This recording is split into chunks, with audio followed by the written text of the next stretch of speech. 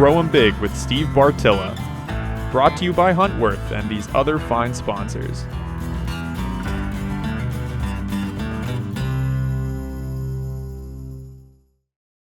I'll be brutally honest with you. It's pretty hard to comprehend that I've been doing Growing Big now for 10 years. Heck, for 6 of them, well, for all 10, you've been following me around the woods, putting in food plots, all that good stuff. Heck, for the last 5, you've been following me and my dog. Thank you. It is never lost on me, ever, that I'm not supposed to be doing this stuff.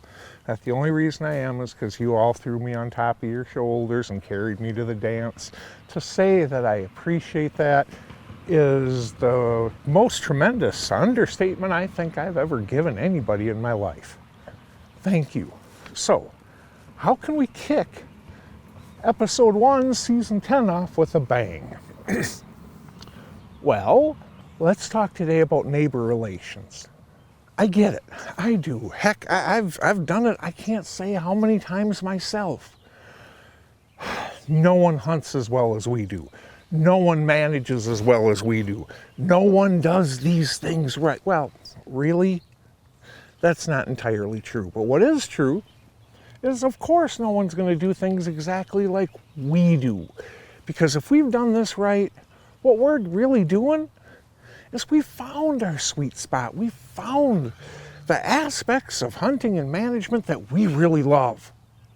We found that sweet spot, and that's what we're doing, because ultimately, as long as it's legal, as long as it's ethical, as long as we're okay with it ourselves, you know what? It's nobody else's business but ours. What it is that we actually do out in the deer woods that's legal and ethical. How we hunt, how we manage, all that type of stuff. For each and every one of us, we need to find that sweet spot for ourselves. The problem is then we try to apply it to everyone around us. If only they over there on that side of the fence were doing this and doing that. They have absolutely no right whatsoever to dictate to you what legal, ethical acts you perform on your side of the fence any darn much more than you have the right to do that to them. That is the first. If you want to make your relations with your neighbors sing, and I'm telling you, there are so many advantages to that.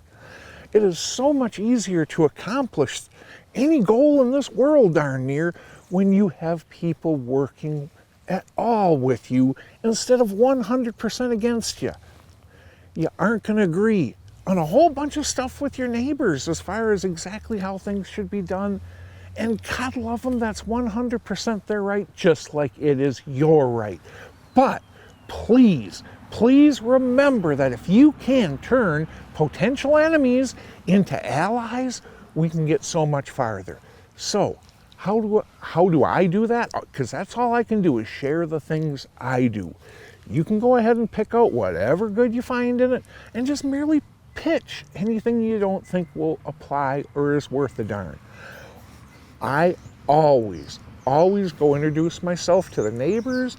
I always try to explain generally what I'm trying to achieve in that area. But before I start talking about what I do is I ask them a whole bunch of questions first. What is it that you guys do? What is it that you found successful? What are, if there's any type of loose rules or guidelines you follow, what are they? Because if I can, the very first thing I'm going to do is I'm going to volunteer to help them in the areas that make sense, where our goals overlap. If I can start this out by offering to help them, by doing what I can to show them I am not going to be your problem, instead I'm going to try to be your solution, or part of the solution, that makes such a big difference. The mistake I see get played out over and over and over and over again is coming into the neighbors and telling them what they're going to do, or telling them what you're doing and inferring they need to do the same. You do that, you're probably going to be met with a bunch of resistance. But if you can, go ahead and offer to figure out first what they do. Which areas here overlap with my goals, and then work on theirs. Things will go so much better, because we are always so much more effective when we have a group working towards a common goal in the areas we can than when we have a bunch of people working against each other.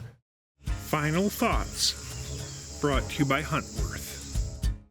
Do remember, they have every right to legally do things that you don't want done on your ground on their side of the fence.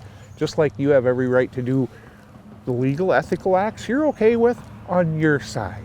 It has to go both ways. If you do not respect their rights, why in the world do you expect them to respect yours?